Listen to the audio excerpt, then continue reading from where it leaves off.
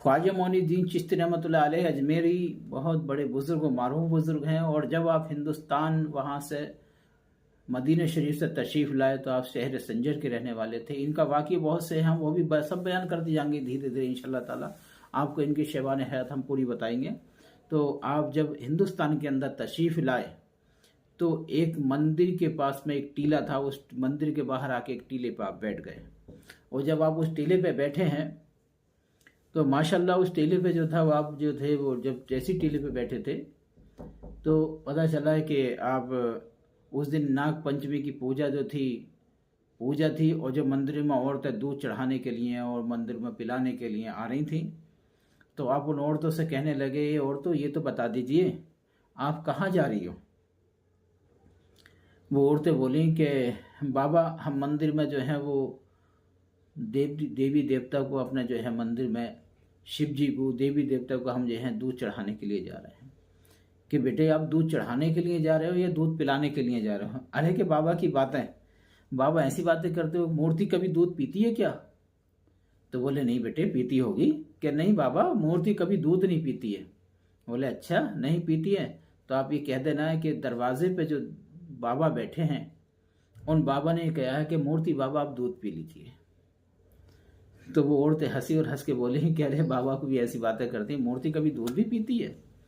लेकिन पता चला है कि वो जैसी मंदिर में दूध चढ़ाने के लिए गई, वो मंदिर में ऊपर से जो थी मूर्ति को दूध चढ़ा रही थी, डालती जा रही थी और हंसती जा रही थी।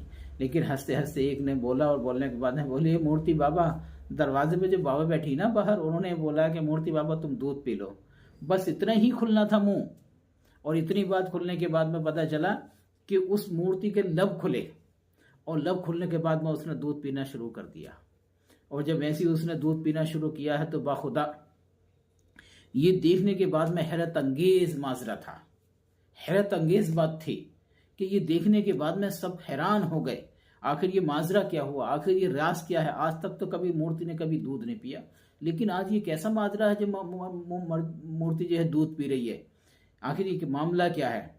जब कहते कहते उन बाबा के पास आए और बाबा से कहने लगे बाबा आज तो गजब ही हो गया, जैसे हमने तुम्हारा नाम लिया और नाम लेने के बाद हमने कहा मूर्ति बाबा तुम दूध पी लो, तो बाखुदा वो सबके सब दूध पीने लगी।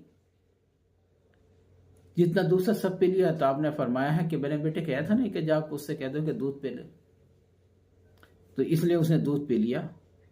उन सब औरतों ने अपने अपने खामिंदों को, अपने भाइयों को, अपने देवर जेठों जितने थे, अपने खानदान वालों को, रिश्तेदारों को, अपने घर वालों को, सबको इकट्ठा किया और हलचल मच गई पूरे अजमेर शरीफ के अंदर कि आज मूर्ति ने दूध पिया है। ये हलचल मचनी थी कि सब पूरे अजमेर के लोग जो थे आपके पास पहुंचे और आपके पास पहुंचने के बाद में कहते हैं कि बाबा ये बताइए करिश्मा क्या है, ये क्या मामला है, ये राज क्या है।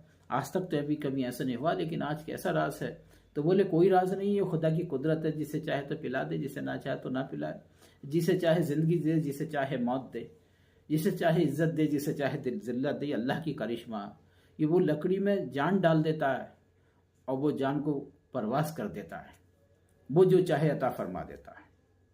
आपने फरमाया बेशक, लेकिन ये बताइए मूर्ति बाबा आपके अंदर इतना करिश्मा है तो ये बताओ कि हम तुम्हारी पूजा करें या उस मंदिर की पूजा करें, या उस मंदिर के जो वो हैगा मूर्ति उसकी पूजा करें। आप तो वाकई कुछ करिश्मा दिखा दिया है बाबा। आपने फरमाया न उस मंदिर की पूजा करो न मेरी पूजा करो, न उस मूर्ति की पूजा करो न मेरी इबादत करो। अगर इबादत करनी है तो उस मालिक की हकीकी की इबादत करो जिसने मुझे भी बना के भेजा है, उसे भी बना के भेजा है और आपको भी बना के भेजा है।